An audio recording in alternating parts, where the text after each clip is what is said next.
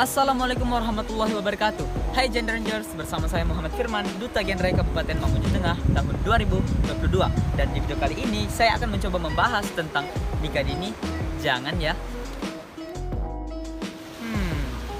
Menurut alodoktor.com, pernikahan dini adalah pernikahan yang dilakukan oleh pasangan sebelum mereka mencapai usia 18 tahun.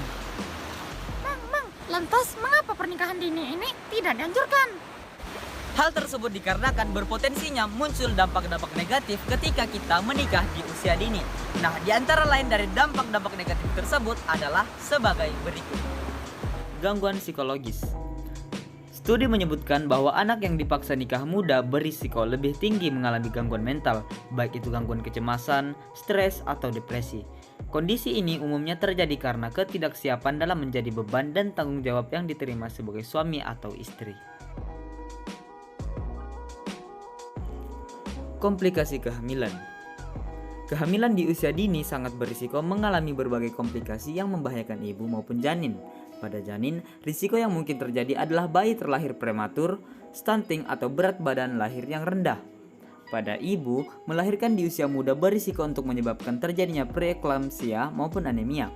Jika tidak ditangani, kondisi ini bisa menimbulkan komplikasi serius seperti eklamsia yang berakibat fatal, bahkan sampai kematian pada ibu dan bayi.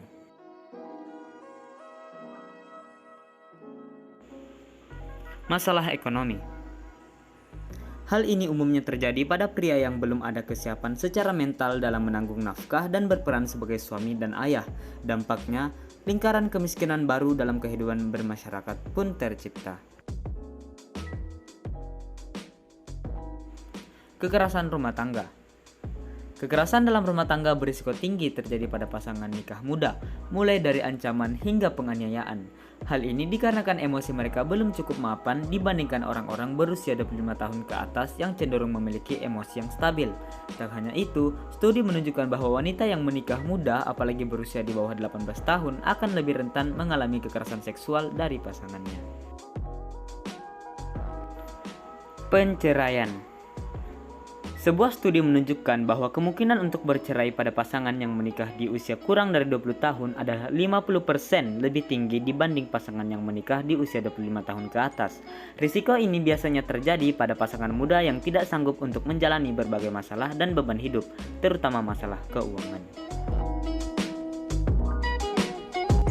Gender Rangers, tahukah kalian kalau Indonesia itu menduduki peringkat kedua di Asia Tenggara dengan kasus pernikahan dini tertinggi setelah Kamboja? Dan tahukah kalian kalau Sulawesi Barat itu berada di urutan keempat dengan kasus pernikahan dini tertinggi di Indonesia? Di Indonesia, menikah di usia dini itu memanglah sah secara agama, namun tidak sah secara hukum.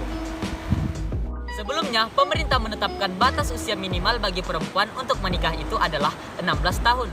Nah, hal tersebut tercantum dalam Undang-Undang Nomor 1 Tahun 1976 tentang perkawinan. Kemudian, 2 tahun lalu, undang-undang tersebut direvisi dengan undang-undang yang baru, yakni Undang-Undang Nomor 16 Tahun 2019 yang menyatakan bahwa batas usia minimal bagi cowok dan cewek untuk menikah itu adalah 19 tahun.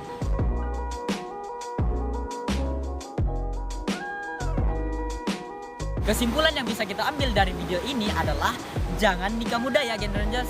Jadi saya rasa cukup sekian pembahasan saya di video kali ini. Semoga dengan video ini bisa memberikan manfaat buat kalian semua.